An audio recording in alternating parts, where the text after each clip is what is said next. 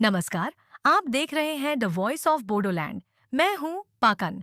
आइए देखते हैं कल की मुख्य खबरें। कल कोकराझार और आसपास के इलाकों में विकास से जुड़े कुछ काम शुरू किए गए।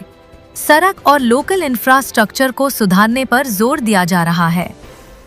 अब बढ़ते हैं अगले खबर की तरफ। चिरंग डिस्ट्रिक्ट। चिरंग में युवाओं के लिए रोजगार और छोटे बिजनेस को लेकर चर्चा देखने को मिली। लोकल लेवल पर नए काम के मौके बढ़ाने की बात की जा रही है।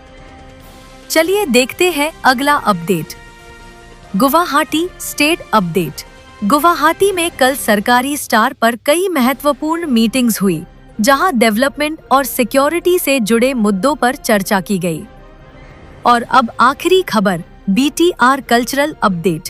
बोडोलैंड टेरिटोरियल रीजन के कई जगहों पर कल्चरल प्रोग्राम्स और सामाजिक गतिविधियां देखने को मिली, जहां लोग अपनी परंपरा को लेकर उत्साहित नजर आए।